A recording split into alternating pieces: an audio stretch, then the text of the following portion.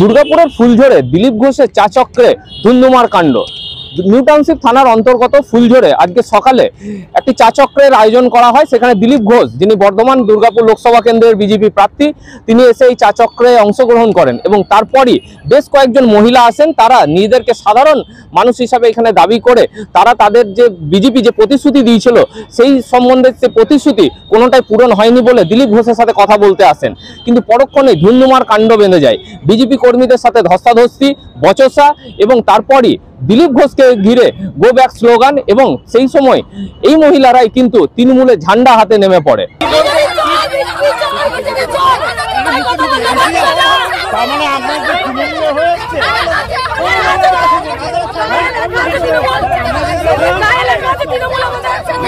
কি বলতে এসেছিলেন?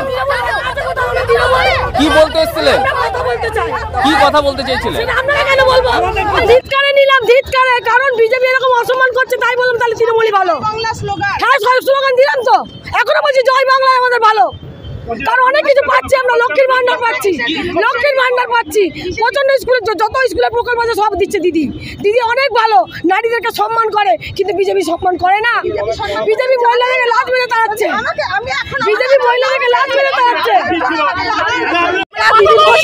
কথা বলতে এসেছিলাম, আমরা সাধারণ মানুষ, আমরা কথা বলতে এসেছি। আমরা যখনই ঢুকেছি ওখানে আমাদের সামনে ডাক করে দাঁড়িয়ে দেওয়া হলো, আমাদেরকে কথা বলতে দেওয়া হলো না।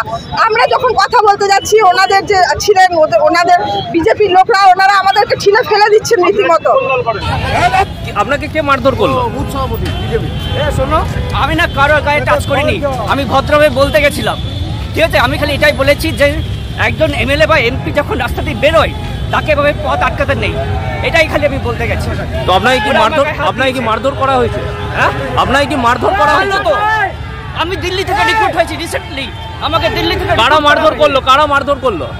এই লোকগুলো, এরা তৃণমূলের না কারো আমি জানি না। অর্থাৎ বিজেপির তরফে যেমনটা অভিযোগ করা হচ্ছে, এটা তৃণমূলের একটি পূর্ব পরিকল্পিত চক্রান্ত। বানচাল করার জন্যই এই ধরনের কর্মসূচি নিয়েছে তারা।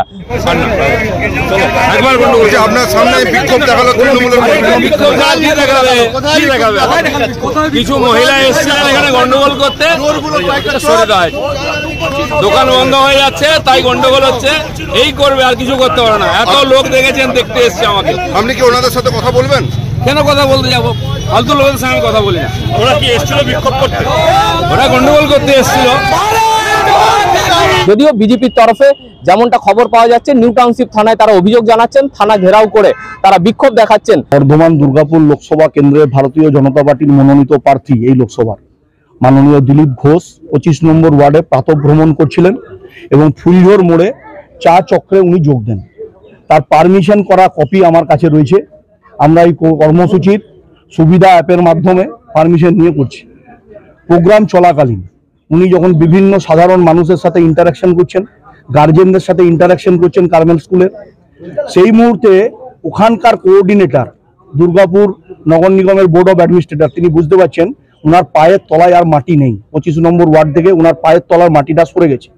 উনি কয়েকজন 4-5 জন গুটি কয়েক মহিলাকে দিয়ে ওখানে একটা অশান্তি পাকানোর চেষ্টা করছেন।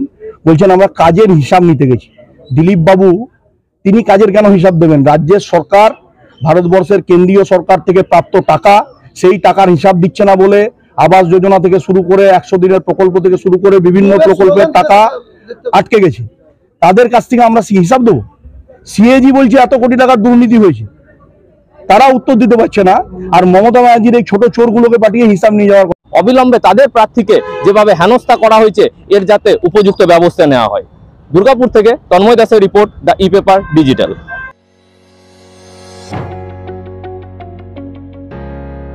উচ্চ মাধ্যমিকের পর নিজের কেরিয়ার নিয়ে চিন্তিত? ঠিক কত নাম্বার পেলে তোমার স্বপ্নের কলেজে ভর্তি হওয়ার সুযোগ পাবে? কিংবা বর্তমান সময়ে দাঁড়িয়ে কোন বিষয় নিয়ে পড়াশোনা করলে অতি সহজেই তোমার স্বপ্নের চাকরিটি তুমি পেয়ে যাবে? তোমাদের ছোট বড় সব রকমের প্রশ্নের উত্তর নিয়ে আসছি আমরা দ্য ই-পেপার ডিজিটাল এবং মিশন সমাধান ফাউন্ডেশনের পরিচালনায় ক্যারিয়ার গাইড 2024। প্রস্তুত হয়ে যাও জীবনের বড় উড়ানের জন্য। শীঘ্রই আসতে চলেছি আমরা ই পেপার ডিজিটালে।